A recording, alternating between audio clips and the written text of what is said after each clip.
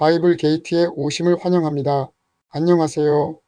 오늘은 우리가 흔히 잘 알고 있는 유월절에 대하여 깊이 묵상하는 시간을 갖고자 합니다. 오늘날 우리의 구원과 신앙생활에 어떤 강력하고 실제적인 메시지를 던져주는지 함께 알아보도록 하겠습니다.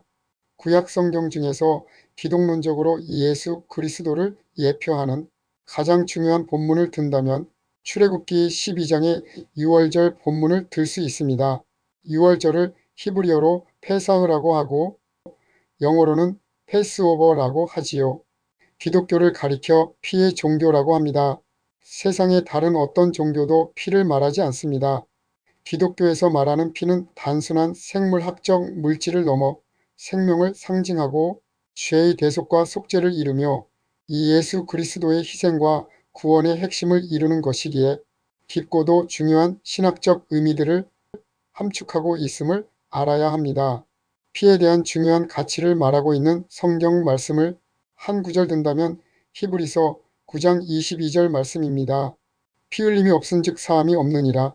성경의 중심에 예수님의 피가 있습니다. 성경에는 피가 흐르는 책이라고 해도 틀리지 않습니다. 만일 성경에서 피에 관한 이야기를 빼버린다면 성경은 안고 없는 진방과 같이 힘을 잃고 무너지고 말 것입니다. 사탄과 마귀 악한 영들이 제일 무서워하는 게 무엇일까요? 그것은 바로 예수 그리스도의 피입니다. 그렇다고 피 자체에 어떤 효험이 있다고 생각하시면 안 됩니다. 그렇게 되면 피가 우상 숭배가 될 수 있습니다. 피는 단지 피일 뿐입니다. 피를 통해 인류를 구원하신 예수 그리스도를 바라보아야 함을 잊어서는 안 됩니다. 출애굽기 12장 1절에서 14절까지 말씀을 보면 유월절의 가장 핵심적인 사건은 바로 집, 대문, 문설주와 임방의 어린 양의 피를 뿌리는 것입니다. 이 피는 죽음의 재앙으로부터 이스라엘 백성을 구원하는 피였습니다. 구약에서 피의 가장 기본이 되는 효험은 죄를 가리워주는 것입니다. 애굽의 집안에만 죄가 있었겠습니까? 이스라엘 백성들에게는 죄가 없었겠습니까? 아닙니다. 이스라엘 집안에도 죄가 있었습니다. 그런데 문설주와 임방의 피를 뿌림으로 이스라엘 집안이 죄를 가리워 주어서 죽음의 사자가 패스오버 한 것입니다. 그러나 피를 때문에 뿌리지 않은 애굽 집안에는 죄가 가리워지지 않았기에 죽음의 사자가 그들의 죄악을 보고 장자를 죽인 것입니다. 장자가 죽었다는 것은 대표성의 원리에 의하여 애굽의 모든 사람이 다 죽었다는 의미입니다. 그만큼 피를 발랐냐 안 발랐느냐에 따라서 죽고 사는 일이 발생하는 것이기에 피의 능력이 대단한 것이지요. 현재 세계 인구 80억 명의 사람들의 피를 다 모아도 단 한 사람의 죄를 가리지 못합니다. 그러나 우리 주 예수 그리스도의 피 한 방울만으로도 전 세계 80억 명의 죄를 다 가릴 수 있는 것이지요. 그래서 인류의 죄를 대속하기 위해서는 예수의 피밖에 없는 것입니다. 하나님께서 이스라엘 민족을 택하시고 섭리하신 것은 믿음으로 말미암는 구원의 진리를 설명하기 위함이었습니다. 이스라엘의 역사는 일반적인 나라의 역사와는 다르게 영적인 의미를 부여해야 합니다. 예수님께서 친히 너희가 구약 성경을 보거니와 나에 대하여 증언하는 것이다 라고 말씀하셨고 사도들도 어린 양의 피를 예수님의 피로 설명했습니다. 이는 비약이 아니라 성경 전체를 관통하는 하나님의 구원 계획입니다. 유월절 사건은 400년간 애굽의 노예였던 이스라엘 백성이 죽음에서 벗어나는 것을 기념하는 절기입니다. 본문에는 세 가지 중요한 영적 의미가 담겨 있습니다. 첫째, 대문의 문설주와 임방의 우슬초에 피를 적셔서 뿌리라는 것입니다.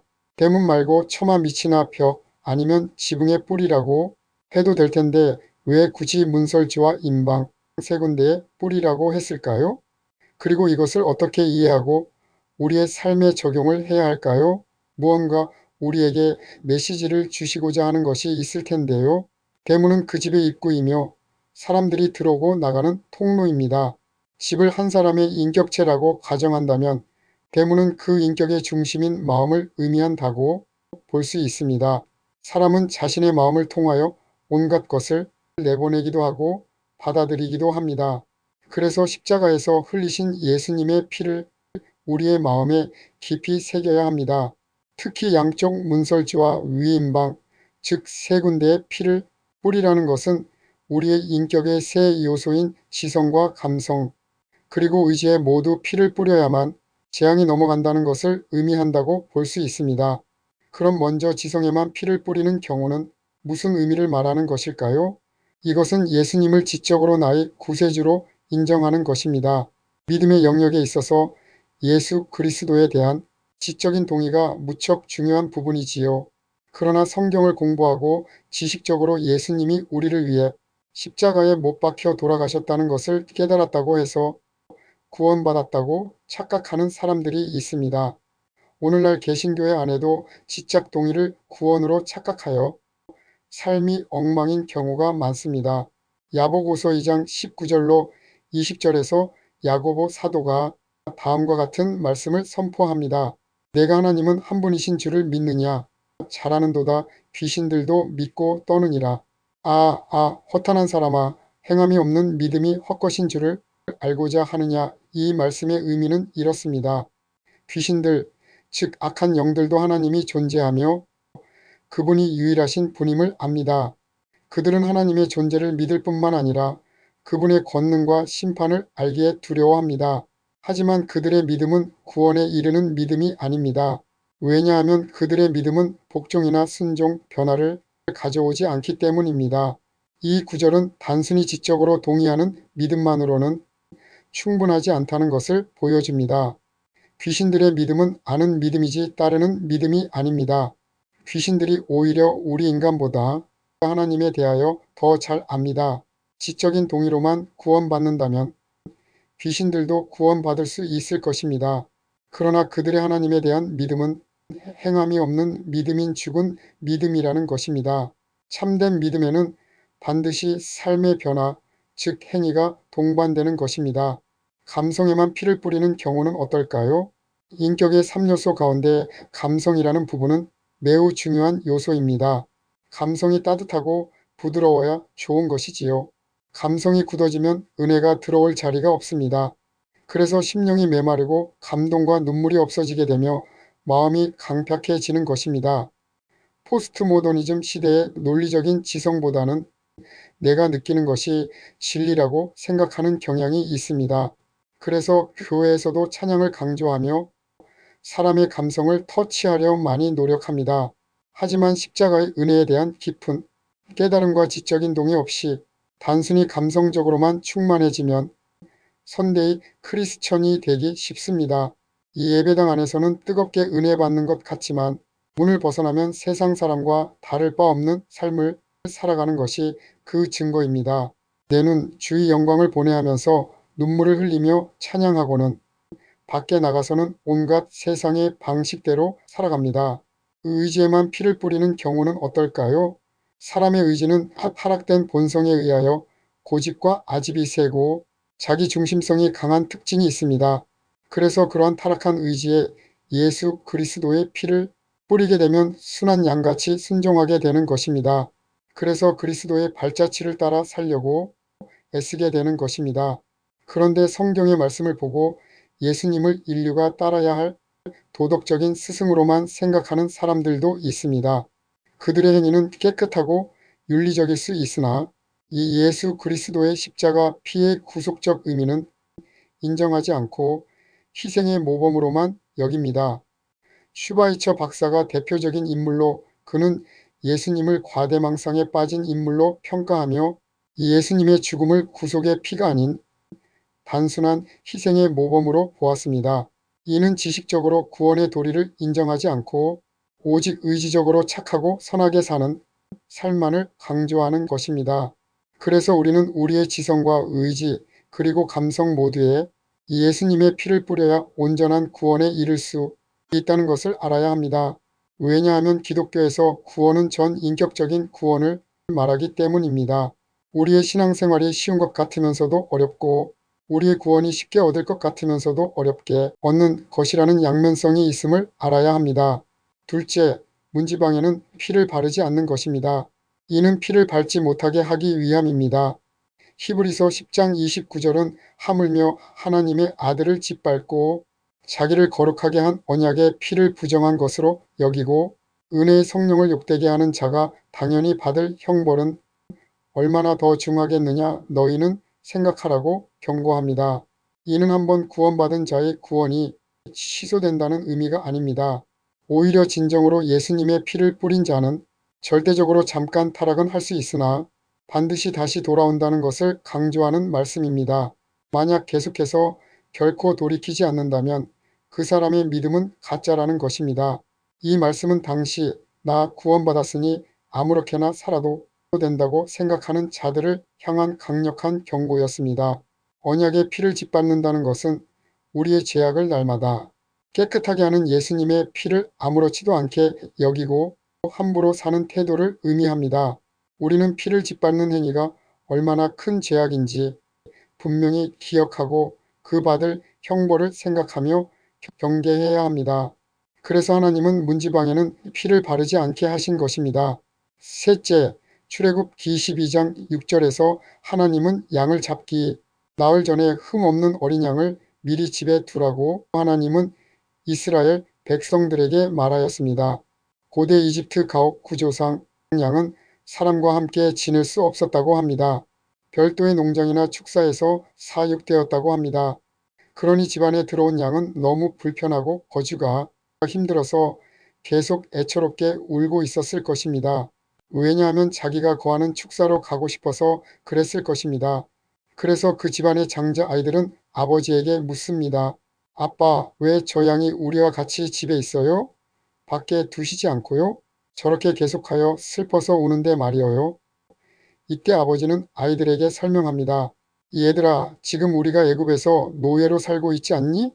하나님께서 우리를 이곳에서 탈출하게 하시려고 하는데 애굽의 바로왕이 허락을 안 해주어서 하나님께서 애굽의 모든 장자들을 다 죽인다고 하셨단다.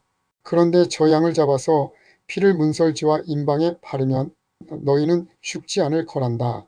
이 말을 들은 장자인 아이는 아, 저 양이 나 때문에 있는 거구나. 나 때문에 나흘 후면 죽겠구나. 라는 생각을 하며 사흘 후면 죽어야 하는 어린 양을 보며 자신도 애처로워 했을 것입니다. 드디어 정월 앞비월 1월 14일 하나님이 양을 잡으라고 명령하신 대로 온 가족이 모여 이 양을 잡는 순간 칼에 찔려 피가 솟구치는 모습을 보며 장자 아이는 나 때문에 저 양이 죽고 대신 나는 사는구나 라는 구원의 감격을 온몸으로 체험하게 되었을 것입니다. 나흘 동안 양과 교감하며 쌓인 생각과 감정은 단순히 한 번에 양을 잡는 것보다 훨씬 더 놀랍고 끔찍함과 동시에 감격이 넘쳐나는 경험을 하게 된 것이지요. 이는 이스라엘 백성들로 하여금 장자가 죽지 않고 살아난 것 자체가 얼마나 큰 사건인지를 보여주는 시청각 교육이었던 것입니다. 오늘날 똑같이 예수님을 믿는데도 구원의 감격이 다른 이유가 무엇일까요? 어떤 사람은 울면서 회심하고 어떤 사람은 아무 감정 없이 담담하게 받아들입니다. 그 감격의 차이는 내가 예수님을 영접하기 전에 죄가 무엇인가, 하나님의 재앙과 진노, 심판이 무엇인가에 대한 깊은 고민 없이 예수님을 영접했기 때문일 겁니다. 구원은 지옥에서부터 시작됩니다. 내가 지옥 불 가운데서 구원받았다는 인식이 있을 때 우리의 삶은 그 어떤 상황과 환경에서도 감사가 넘치게 됩니다.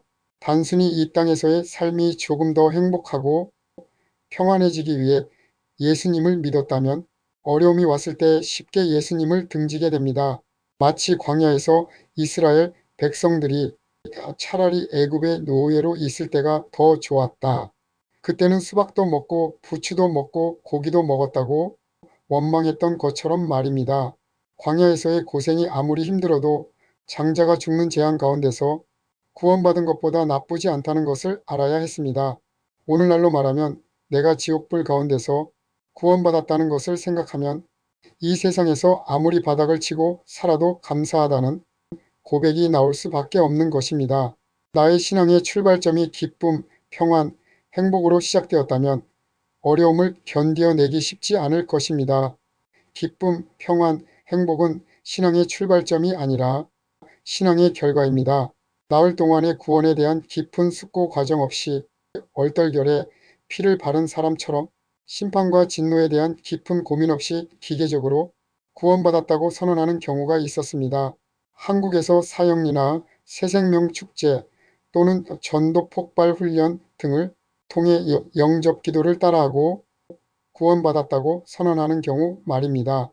하지만 진정한 감격은 죄와 심판에 대한 깊은 고민을 통해 복음을 받아들일 때 생깁니다. 교회는 성도들에게 양의 울음소리를 들려주어야 합니다. 성도는 또한 양의 울음소리를 들어야 합니다. 이는 단순히 교회에 오면 행복해질 수 있습니다. 건강하고 평안해질 수 있습니다. 같은 메시지를 넘어서 하나님의 진노와 심판이 무엇인지, 죄의 심각성이 얼마나 큰지, 죄를 해결하지 않으면 지옥 형벌을 받는다는 것을 분명하게 말해야 합니다. 교회에 왔다고 해서 모두 구원받는 것이 아닙니다. 9가지 재앙까지는 이스라엘 백성들이 고센 땅에 있기만 해도 재앙이 넘어갔습니다. 이는 신앙생활을 잘하는 가족 때문에 함께 하나님의 복을 받는 경우와 유사합니다. 집단 안에서 주시는 하나님의 복이 분명히 있습니다. 하지만 마지막 10번째 장자 재앙만큼은 달랐습니다. 자기 스스로 때문에 피를 발라야만 했습니다. 이는 교회 안에 있는 것이 구원을 보장하지 않으며 개인의 피 뿌림, 즉 개인적인 믿음과 회심이 얼마나 중요한지를 보여주는 것입니다. 교회 안에도 불신자는 있을 수 있습니다. 그럼에도 불구하고 교회 안에 들어오는 것이 중요합니다. 왜냐하면 교회 안에 있어야 양의 울음소리를 들을 수 있기 때문입니다. 교회 안에 계속 와서 저 양이 왜 죽어가는지에 대한 복음의 메시지를 계속 들어야 합니다. 그런데 혹시나 오늘날 교회 안에서 이 양의 울음소리가 잘 들리지 않는다면 얼마나 문제가 되겠습니까? 사람들의 관심은 오직 먹고 사는 문제에 집중되어 있고 신앙을 통해서도 이 문제들을 해결하려고만 합니다. 세상적인 가치관에 매몰되어 양의 울음소리가 소음처럼 들리거나 아예 들리지 않는 경우도 있을 수 있습니다. 우리의 마음과 주변 환경이 너무나 분주하게 만들어져 먹고 사는 문제에만 몰입하게 만들고 영적인 진리에 대한 갈급함이 사라지게 합니다. 또한 시끄러운 세상 소리 때문에 복음의 메시지가 묻혀버린다면 우리는 영적인 진리에 대해 고민하고 갈급해하는 마음을 가질 수 없습니다. 피를 바르던 그날 이스라엘 백성들은 하나님 감사합니다. 저 양이 목에 피를 흘리며 죽었네요. 제가 죽어야 하는데 저 때문에 죽었군요. 라는 구원의 감격을 경험했습니다. 이 감격이 있어야 비로소 진정으로 구원받은 성도로서의 삶이 시작될 수 있음을 알아야 합니다. 우리는 정말 우리의 전 인격에 예수 그리스도의 피를 발랐는지 그리고 양의 울음소리를 들으려고 하는지 깊이 묵상해 봐야 합니다. 이 영상이 여러분의 마음속에 진정한 6월절의 의미와 구원의 감격을 다시금 되새기는 기회가 되시기를 간절히 바랍니다. 제 영상을 시청해 주셔서 감사합니다. 우리 주 예수 그리스도의 은혜와 평강이 넘치시기를 소망합니다. 구독과 좋아요를 눌러주시면 감사하겠습니다. 샬롬.